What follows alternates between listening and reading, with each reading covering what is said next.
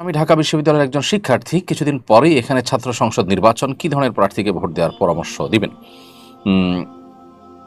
সবচেয়ে গুরুত্বপূর্ণ বিষয় হলো যে কাকে ভোট দিলে আপনার শিক্ষাঙ্গনের কাঙ্ক্ষিত পরিবেশ আপনি পাবেন,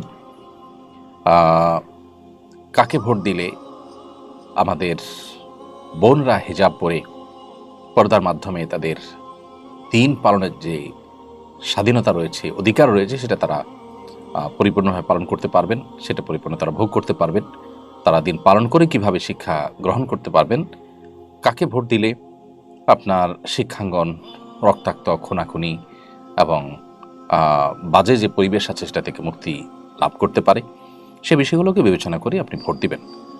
দলীয় বিবেচনা কিংবা ক্ষুদ্র কোনো ইস্যুভিত্তিক বিষয়কে সামনে রেখে বা আপনার ব্যক্তি স্বার্থকে সামনে রেখে ভোট দেওয়া, এটা ভোটের প্রতি খেয়ানত।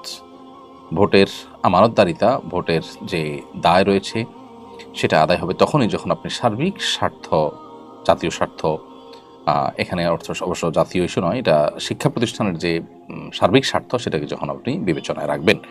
বিশেষ করে দীর্ঘদিন যাবৎ দেশের এই সর্বোচ্চ বিদ্যাপীঠে আমাদের বোনরা তারা স্বাধীনভাবে তাদের দিন পালন করে শিক্ষাঙ্গনে তারা চলাফেরা করা বা শিক্ষা গ্রহণ করা থেকে তারা নানাভাবে তারা বঞ্চিত হচ্ছেন এবং কোণঠাসা থাকছেন। এমনকি ছেলেরা ধর্ম পালন করতে গেলে তাদেরকেও নানা ট্যাগ দিয়ে কোণঠাসা করে রাখার একটা প্রচেষ্টা চলমান আছে। এই বিষয়গুলো প্রত্যেকটা প্রার্থীকে দিয়ে বলাবার চেষ্টা করবেন, যেন তারা কেউ বিজয়ী হলে এগুলোর যেন আমাদেরকে আর দেখতে না হয়, এগুলো যেন পুনরাবৃত্তি না ঘটে এবং এসব কিছুর অবসান যেন ঘটে, শিক্ষাঙ্গনে যেন শিক্ষার পরিবেশ। দেখে শুনে আমি আমার পছন্দ অনুযায়ী এক মেয়েকে বিয়ে করেছিলাম। আব্বু আম্মু মেনে নেয় না বলে তাকে তালাক দিতে বাধ্য হয়েছি। এ কারণে কি আমার আত্মীয়তার ছিন্নকারীর গুনাহ হবে? প্রথম কথা হলো যে কোনো মেয়েকে বিয়ে করার পর পরিবারের লোকজন পছন্দ করছে না, তার উপর ভিত্তি করে তাকে তালাক দিতে হলো, এটা খুবই দুর্ভাগ্যজনক এবং অনভিপ্রেত, অপ্রত্যাশিত একটি বিষয়। বিবাহটা ছেলে খেলার বিষয় নয়। নিছক আবেগের বশে আপনি একজনকে বিবাহ করলেন, আপনার পরিবারের কনসার্ন, আপনাদের পরিবারের মতামত আপনি নিলেন না, এবং পরিবারের চাপ কতটা আসতে পারে, আসলে সেটা আপনি সামলানোর কতটা ক্ষমতা আছে বা তাদেরকে কতটা কনভিন্স করার মতো সুযোগ আপনার হাতে আছে, সে বিষয়গুলোকে বিবেচনায় না রেখে নিছক আবেগের বশে একটা মেয়েকে বিয়ে করার পর যখন আপনি তাকে তালাক দিতে হলো আপনার বাবা মার কথায় বা পরিবারের লোকদের কথায়, তখন সে মেয়েটার উপর এটা কত বড় জুলুম হয় এবং তার উপর কত বড় অবিচার হয় সেটা বলার অপেক্ষা রাখে না। বিধায় এই বিষয়টা অত্যন্ত সেন্সিটিভ এবং অত্যন্ত স্পর্শকাতর, মানুষের অধিকারের ব্যাপার, মানুষের হকের ব্যাপার। একটা মানুষকে ক্ষতিগ্রস্ত করার মতো ইস্যু, এরকম অপরাধ, এরকম গুনাহ ইসলামের দৃষ্টিতে আরেকটা হতে পারে না।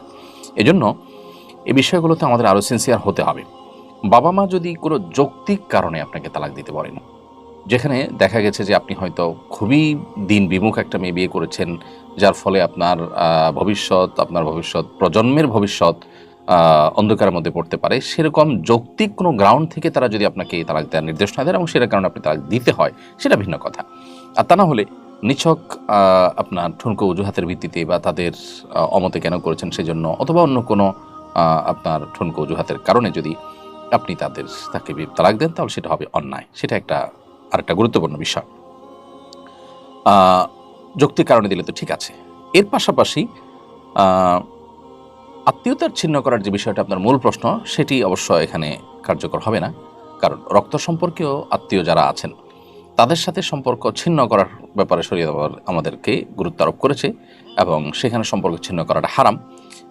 কারোর সাথে বিবাহ বন্ধনে আবদ্ধ হয়েছেন, তার সঙ্গে যৌক্তিক কারণে, শরিয়া গ্রাহ্য কারণে যদি তালাক বা বিচ্ছেদে যেতে হয়, তাহলে এটাও তো এক প্রকার আত্মীয়তার সম্পর্ক ছিন্ন করা। শরীয়ত এটাকে তো অনুমোদন করেছে। ইসলামে তো তালাক নিষিদ্ধ নয়। অতএব বোঝা গেল যে এটা আত্মীয়তার সম্পর্ক ছিন্ন হিসাবে গণ্য হবে না।